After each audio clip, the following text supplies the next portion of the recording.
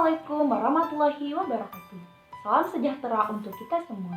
Alhamdulillahirrabbilalamin. Pada kesempatan kali ini, saya akan menyampaikan sebuah materi yang berjudul pemakaian obat untuk berbagai kalangan. Simak ya.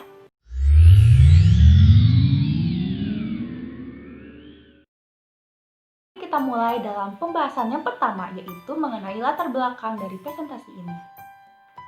Obat adalah suatu bahan atau paduan bahan-bahan yang mempengaruhi sistem fisiologis dan keadaan patologi dan merangkap penetapan diagnosis, pencegahan, pemulihan, peningkatan kesehatan, dan kontrasepsi. Menurut Undang-Undang Kesehatan Nomor 23 Tahun 1992. Lalu, ada penggunaan obat dalam rasional dan tidak rasional. Penggunaan obat secara rasional menurut WHO yaitu apabila pasien menerima sebuah obat untuk kebutuhan klinis dalam dosis yang sesuai dengan kebutuhan untuk jangka waktu yang cukup dan biayanya pun terjangkau. Konsep tersebut berlaku ketika pasien datang ke tenaga kesehatan yang meliputi penilaian kondisi pasien, tepat diagnosis, tepat dosis, tepat cara pemberian obat, dan tepat informasi dengan memperhatikan keterjangkauan harga, kepatuhan pasien, dan waspada dari efek samping obat tersebut. Dan pasien pun berhak untuk menanyakan segala apapun mengenai hal tersebut kepada tenaga kesehatan. Pengguna obat secara rasional ada dua aspek. Yang pertama, yaitu pelayanan kesehatan medis oleh dokter ataupun pelayanan farmasi klinik dari apoteker. Nah, adapun penggunaan obat secara tidak rasional. Penggunaan obat secara tidak rasional itu akan berdampak cukup besar terhadap penurunan mutu pelayanan kesehatan dan peningkatan anggaran pemerintah yang dialokasikan untuk obat. Ada beberapa contoh kasus yang memang pernah terjadi dalam penggunaan obat secara tidak rasional. Yaitu pertama itu pemberian obat secara berlebihan dan bahkan bisa saja secara kurang. Dan pemberian obat yang tidak tepat seperti contoh yaitu pemberian obat yang seharusnya tidak dibeli namun harus dibeli oleh pasien. Dan akan berdampak cukup besar terhadap sistem kesehatan pasien ataupun dalam pemborosan uang yang memang harus dikeluarkan oleh pasien dan juga adanya penurunan kepercayaan kepada tenaga kesehatan. Penggunaan obat secara tidak rasional itu dapat dikatakan apabila tidak dapat dipertanggungjawabkan oleh medis. Dan ada beberapa faktor yang dapat mempengaruhi penggunaan obat secara tidak rasional.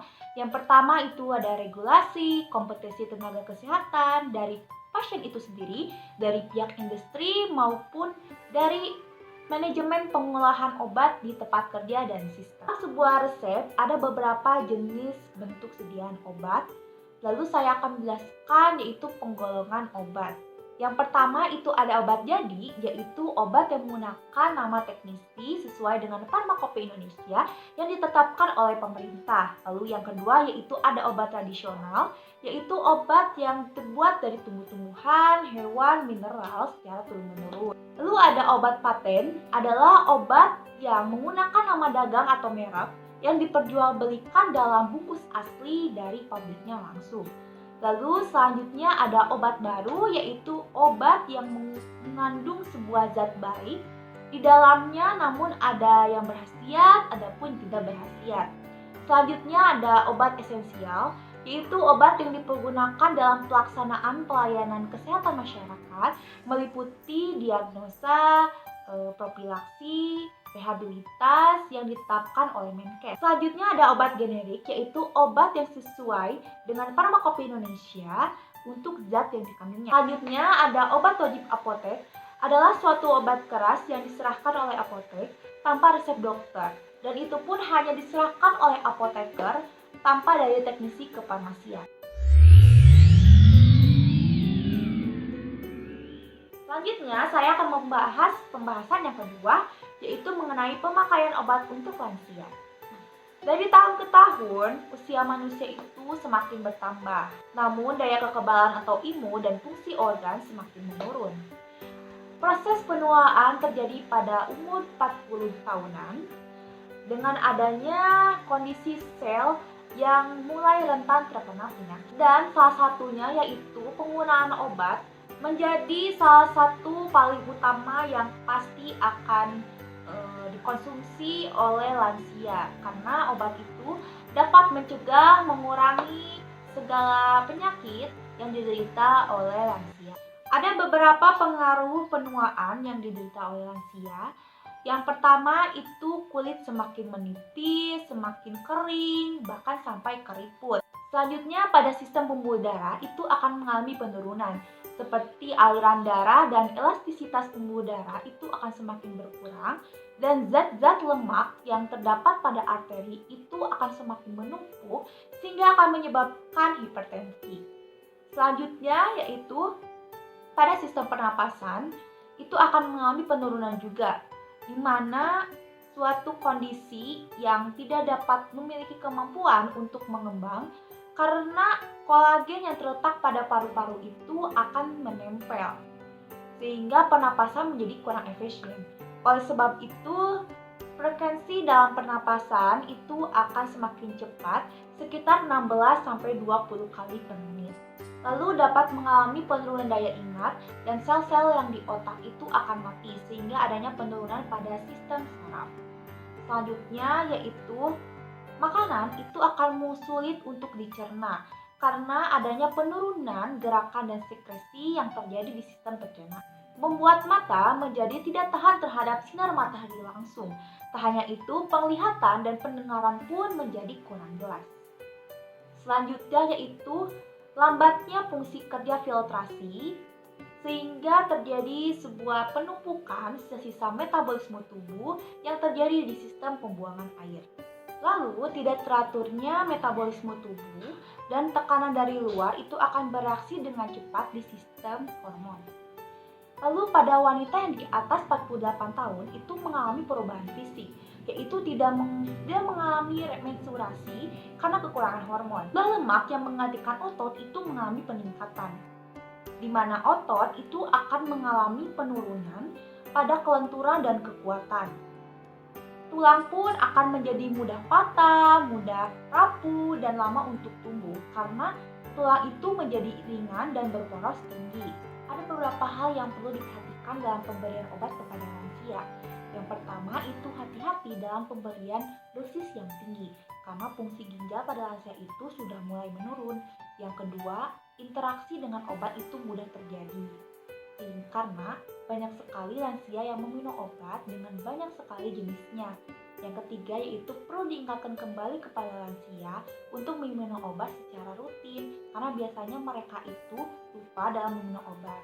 Dan kita sebagai orang yang masih muda itu harus mengingat kembali berapa kali obat yang harus diminum, harus obat seperti macam apa aja yang harus diminum, seperti itu.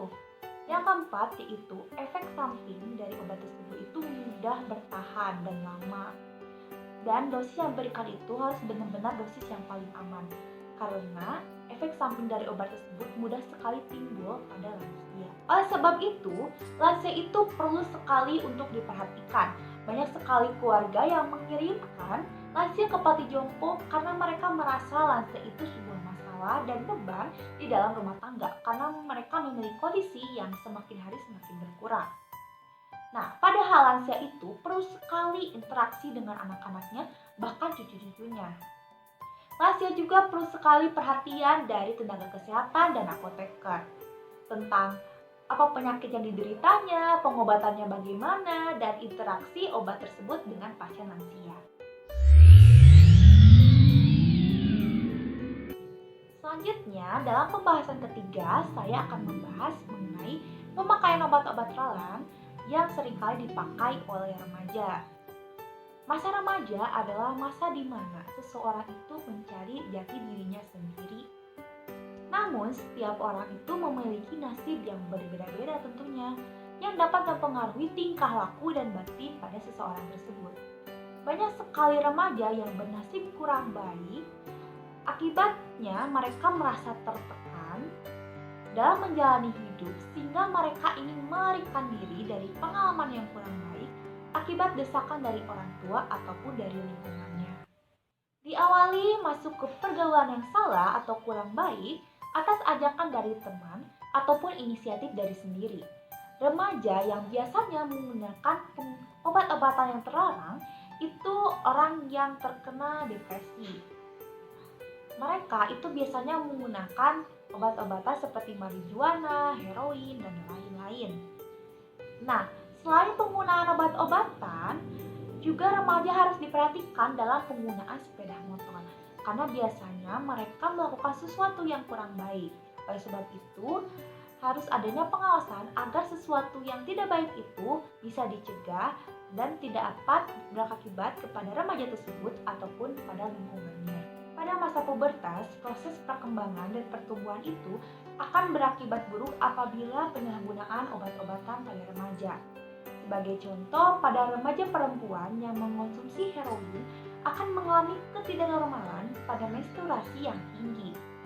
Kecanduan obat-obatan terhadap remaja itu bisa saja mereka melakukan perampokan, penyeludupan, penjualan obat-obatan secara ilegal agar hasil dari penjualan tersebut bisa dibelikan lagi untuk membeli obat.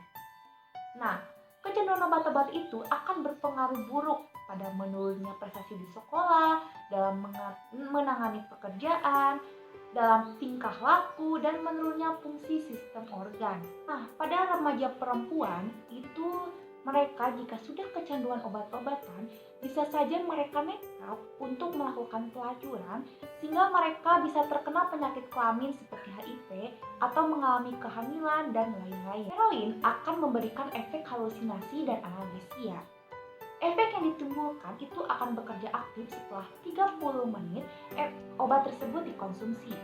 Terlalu banyak dosis yang dikonsumsi itu akan menyebabkan penghambatan pada otot polos. Nah, ada juga obat hirup yang lebih mahal dari heroin, yaitu kokain. Kokain memberikan efek euforia, menghilangkan rasa lelah, meningkatkan aktivitas kerja. Kokain juga dapat dibuat menjadi rokok dengan dicampurkan marijuana, kokain, tembakau, dan daun pewangi. Kokain menyebabkan hipertensi, hipertemia, dan takikardia. Seseorang yang sudah kecanduan dengan obat-obatan dan mereka ketergantungan terhadap obat-obatan tersebut bisa disebut juga putus zat. Nah, apa sih putus zat? Putus zat adalah tubuh orang itu akan merasa sakit luar biasa ketika sudah tidak lagi mengkonsumsi obat-obat tersebut, sehingga mereka itu terus-terusan ingin mengobati rasa sakitnya dengan kecanduan obat-obatan. Mengapa sih banyak sekali orang yang tertarik dengan mengonsumsi zat adiktif tersebut? Karena zat adiktif tersebut bisa menimbulkan efek yang luar biasa bagi tubuhnya. Pertama, itu bisa mengurangi rasa bosan dan jenuh. Lalu bisa meningkatkan imajinasi yang tinggi, halusinasi yang tinggi, dan mengurangi rasa frustasi. Dan mereka juga menjadikan pelarian bagi seseorang yang memiliki kehidupan kurang baik atau bisa disebut juga mereka yang mengalami depresi. Zat adiktif tersebut memberikan efek terhadap tubuh, yaitu adanya kegembiraan, halusinasi, dan kesenangan secara tiba-tiba. Sebagai contoh, pada orang yang depresi lalu mengonsumsi obat-obatan tersebut, itu segala pikiran yang ada di kepalanya itu akan hilang seketika dan digantikan dengan kesenangan yang muncul secara tiba-tiba. Namun, tak hanya orang depresi yang mengonsumsi obat tersebut. Ada juga sebagian orang yang memang tidak mempunyai masalah dalam hidupnya, namun mereka sudah terbawa dalam pertemanan yang salah, sehingga mereka terjun ke kecanduan obat-obatan. Nah, maka dari itu, kita harus pandai memilih dalam pergaulan, agar segala hal yang tidak diinginkan itu tidak terjadi kepada kita dan kita berteman dengan sehat. Nah, selanjutnya saya akan membahas pembahasan yang keempat, yaitu penggunaan obat-obat bagi anak-anak. Nah, penggunaan obat bagi anak-anak itu tentu akan berbeda dengan penggunaan obat untuk dewasa. Perlunya ada kehati-hatian dan kelembutan pada penggunaan obat pada anak-anak. Lalu ada penggunaan obat-obatan terhadap anak. Yang pertama itu pada bayi dan anak-anak yang di bawah umur 2 tahun dengan cara gendong anak tersebut, posisikan kepala lebih tinggi dibanding badannya. Lalu yang kedua itu lakukan pemberian obat lebih dari satu orang untuk memberikan obat dan satu orang itu untuk menahan bayi tersebut agar tidak meronta-ronta. Lalu yang ketiga yaitu berikan obat tersebut pada pangkal lidah Lalu lakukan dengan lembut untuk membuka mulutnya dan lalu masukkan secara lembut ke dalam mulutnya. Nah, selain pemberian obat terhadap mulut, ini juga ada pemberian obat pada hidung dengan cara sedikit mengadahkan kepalanya lalu masukkan dengan lembut. Dan ada juga pada telinga, yaitu posisikan bayi tersebut ke salah satu sisi, lalu teteskan beberapa tetes obat tersebut ke dalam telinganya. Lalu adapun kepada matanya dengan cara miringkan kepala bayi lalu teteskan beberapa tetes obat tersebut pada matanya. Nah, lalu pada anak yang berusia di atas 2 tahun, yaitu dengan cara ketika misalnya untuk mengurangi rasa pahit itu bisa dicampur dengan sirup, dengan teh, dengan susu, seperti itu. Nah, tapi jika misalnya anak tersebut mencampurkan obat tersebut dengan air namun di dalam gelas, itu tidak boleh dilakukan karena bisa saja ada obat yang mengendap sehingga tidak terminum oleh anak. Dan juga untuk anak yang memang minum obat-obatan yang manis, setelah itu lebih baik menggosok gigi agar tidak tertinggal obat tersebut yang manis.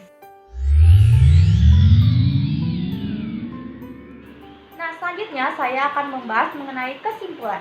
Kesimpulannya yaitu resep adalah suatu catatan tertulis yang diberikan oleh dokter kepada apoteker lalu dibuatkan sebuah obat dan diserahkan kepada pasien yang bersangkutan.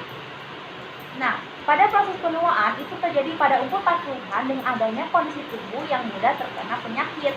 Banyak sekali keluarga yang mengirimkan lansia ke panti jompo karena mereka merasa lansia itu masalah dan beban karena kondisinya semakin menurun. Padahal lansia itu perlu sekali adanya interaksi dengan anak-anaknya maupun cucu-cucunya.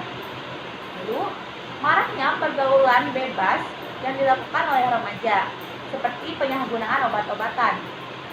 Nah, adanya peran yang berperan aktif untuk mencegah dalam penyalahgunaan obat-obatan, yaitu peran dari orang tua, itu sangat utama sekali. Dengan cara yaitu sering berkomunikasi dengan anak tersebut dan menjelaskan efek samping dari obatnya, masa depannya bagaimana jika sudah kecanduan, agar anak tersebut mengerti dan paham dan bisa menjauhkan dari penggunaan obat-obatan. Dengan adanya keharmonisan di rumah dan kecintaan dari orang tua, sehingga mereka tidak akan lari keluar rumah untuk mencari kesenangan untuk diri sendiri, karena di rumah mereka sudah dicintai dan disayangi oleh keluarganya. Alhamdulillahirrahmanirrahim. Sekian dari materi yang telah saya sampaikan, cukup sampai sini. Mohon maaf bila ada kata-kata yang kurang berkenan dan tidak baik. Dan juga semoga materi yang saya sampaikan itu bisa bermanfaat untuk kita semua. Wabillahi taufiq wal hidayah. Wassalamualaikum warahmatullahi wabarakatuh.